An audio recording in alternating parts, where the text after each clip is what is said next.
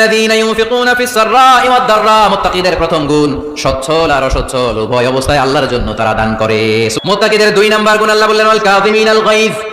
মুত্তাকিরা শুধু সুখে দুঃখে সচ্ছল অসচ্ছল অবস্থায় তারা দান করে না। মুত্তাকি বান্দার দুই নাম্বার বৈশিষ্ট্য, তারা রাগকে হজম করে, ক্রোধকে নিয়ন্ত্রণ করে। সুবহানাল্লাহ। এক সাহাবী এসে বললেন ইয়া রাসূলুল্লাহ আউসিনি ইয়া রাসূলুল্লাহ, ও নবী আমারে নসিহত করেন, আমারে কিছু উপদেশ দেন। বিশ্বনবী বললেন লা তাগদাব, তুমি রেগে যেও না। সাহাবী বললেন আরেকটা উপদেশ দেন। বিশ্বনবী বললেন লা তাগদাব, রেগে যেও না।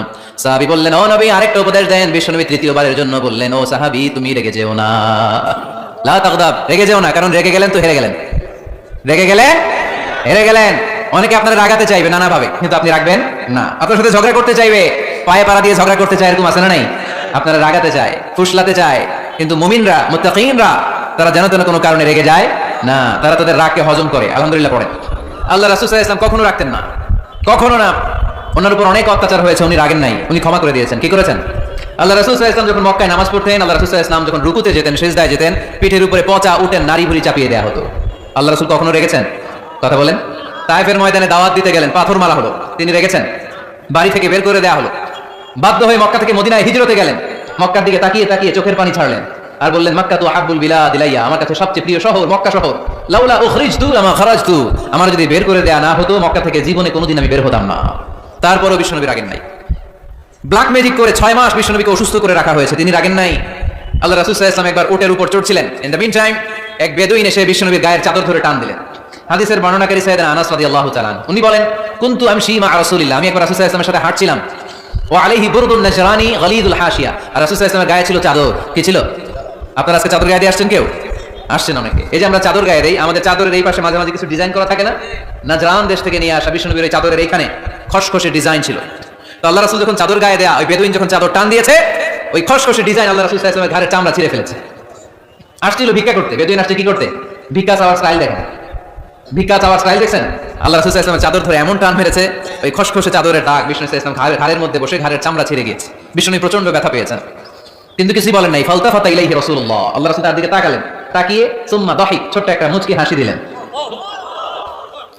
মুচকি হাসি দিলেন। ভিক্ষা করতে আসছে, চাদর ধরে টান মেরে ঘাড়ের চামড়া ছিঁড়ে ফেলছে, আর বলতে শুরু করছে ইয়া মুহাম্মদ মুরলি মিন মালিল্লাহ, আল্লাহর যে সম্পদ আছে বাইতুল মালের সম্পদ থেকে আমার কিছু দাও, আমার কিছু নাই। আল্লাহ রাসূল সাল্লাল্লাহু আলাইহি ওয়াসাল্লাম ফাদাহিক, একটা মুচকি হাসি দিলেন, দিয়ে সে যা চেয়েছে তার হাতে সেটা উঠিয়ে দিলেন। চিল্লায় পড়েন সুবহান। তার মানে আমার নবী সহজে রাখতেন না। ওনার গায়ের উপর দেহের উপর অত্যাচার করা হলে বিষ্ণু সাল্লাল্লাহু আলাইহি ওয়াসাল্লাম কখনো রাগেন নাই। মারা হয়েছে, পাথর মেরে রক্তাক্ত করা হয়েছে, পিটানো হয়েছে, আল্লাহ রাসূল সাল্লাল্লাহু আলাইহি ওয়াসাল্লাম কখনো রাগেন নাই। তবে আল্লাহর জমিনে আল্লাহর বিধান লঙ্ঘিত হওয়া মাত্রই বিষ্ণু সাল্লাল্লাহু আলাইহি ওয়াসাল্লাম রেগে যেতেন। পড়েন আল্লাহু আকবার। আল্লাহর বিধান লঙ্ঘিত হতে দিতেন না। যেই লোকটা নামাজ পড়া অবস্থায় উটের পচা নাড়ি ভুঁড়ি চাপিয়ে দিলে রাগেন না, যাকে পাথর মারা হলে রাগেন না, চাদর ধরে টেনে গায়ের চামড়া ছিঁড়ে ফেললে রাগেন না, ওই ব্যক্তিটা আল্লাহর জমিনে আল্লাহর আইনের বিরুদ্ধে কথা বললে রেগে যেতেন। কারণ এটা আল্লাহর আইন, আল্লাহর আইনে সবাই সমান। এখানে উঁচু নিচু, there is no difference between black and white, between upper and lower, between the richer section of the society and poorer section of the society, between the prime minister, between the member of the parliament and the factory worker, rickshaw puller. Everyone is totally equal, 100% equal in the eyes of Quran and Islam. চিল্লায় বলেন ঠিক কি না? ওমরে ফারুক যখন খলিফা রাদিয়াল্লাহু তাআলা আনহু, এক লোক তার স্ত্রীকে 100 তালাক দিয়েছে। কয় তালাক? স্ত্রী এসে ওমরে ফারুককে বললেন ইয়া আমিরাল মুমিনিন, বিচার করেন। কি বিচার? আমার স্বামী তো আমার 100 তালাক দিছে। কয় তালাক? ওমরে ফারুক বললেন তোমার স্বামীকে ডেকে আনো। ডেকে আনা হলো। বলল ঘটনা কি? তালাক দিবা 3টা, 100টা দিলা কেন? কয় রাগ হয়েছিল অনেক, মেজাজ গরম হয়ে গেছিল। ওমরে ফারুক বললেন চাই, আর তালাক মিন শিআরিল্লাহ, তালাক হচ্ছে আল্লাহর শেয়ার, এটা কোরআনের আইন, এটা নিয়ে ফাইজলামি করলি কেন? এদিকে আয় বিচার করি। জামাই বউরে বসায় তিনি বিচার করে দিলেন 3 তালাকে তোর বউ তালাক, বাকি 97 তালাক তোর পিঠের উপর পড়বে। কই পড়বে? এবার জল্লাদ নিয়ে আসা হলো, চাবুক নিয়া, ওয়াহিদ ইসনাইন তালাতা আরবা খামসা, এক একটা চাবুক মারে আর চিল্লান মারে ওঠে স্বামী, কয় সব তালাক তোর পিঠের উপরে দিলাম। এরকম বিচার যদি ওমরে ফারুকের মতো বাংলার জমিনে থাকতো, একটা বদমাইশও খুঁজে পাওয়া যেত? লোয়ার ইউর অ্যাকশন, রেগে গেলে অ্যাকশন কমান্ড, ডাইরেক্ট অ্যাকশন মেরেন না।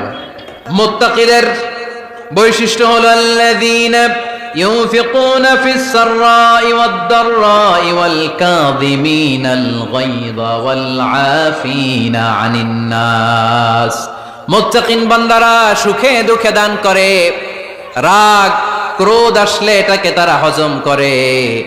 মুত্তাকিনদের 3 নাম্বার বৈশিষ্ট্য হলো তাদের সাথে কেউ অন্যায় করলে তারা ক্ষমা করে।